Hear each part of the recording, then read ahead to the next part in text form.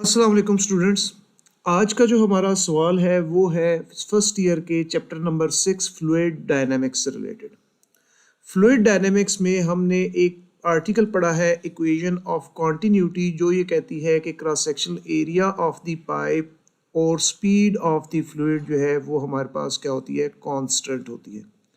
और इस चीज़ से हमें ये चीज़ पता लगती है कि हमारे पास जो एरिया है वो वेलोसिटी के इन्वर्सली प्रोपोर्शन है। इससे हमें क्या पता लगा कि अगर किसी जगह पे फ्लूइड की स्पीड इंक्रीज हो जाएगी तो वहाँ पे cross sectional area of pipe reduce हो जाएगा।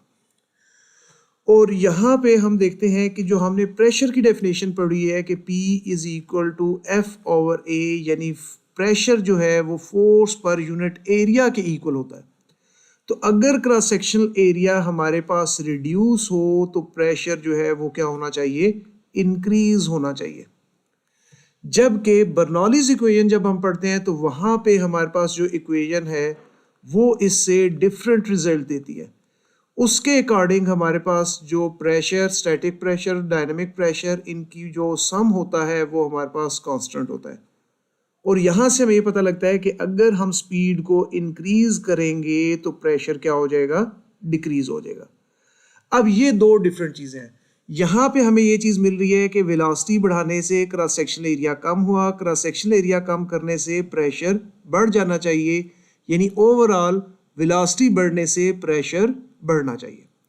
जबकि बर्नौलीज इक्वेशन में अगर हम देखते हैं तो वो ये कहती है कि स्पीड ऑफ द फ्लूइड जो है वो हमारे पास क्या है, बढ़ने से प्रेशर कम होता है। तो ऐसा क्यों है, ये दो डिफरेंट चीज़ें क्यों हैं?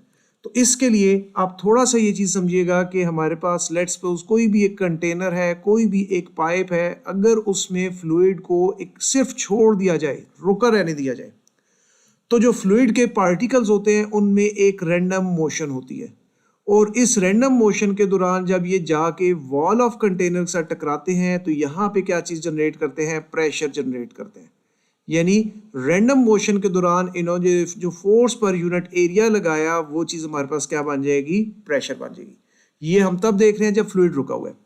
अब लेट्स सपोज कि हम यहाँ से एयर को या फ्लूइड को ब्लो करना शुरू कर दें, फ्लूइड में एक डायरेक्शनल मोशन आना शुरू हो जाए।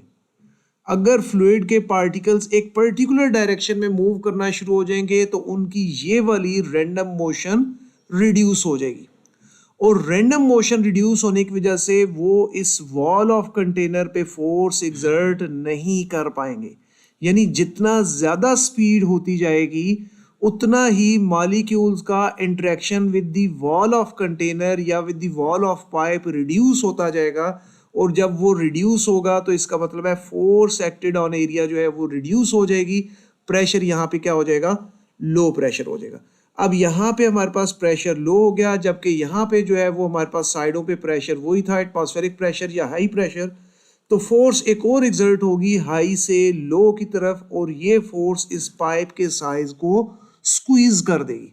यानी हमें ये पता लगा कि अगर एक डायरेक्शनल मोशन इंक्रीज होती जाएगी फ्लूइड के अंदर तो इस फ्लूइड के या इस पाइप के जो अंदर का प्रेशर है ये हमारे पास क्या होना शुरू हो जाएगा, रिड्यूस होना शुरू हो जाएगा।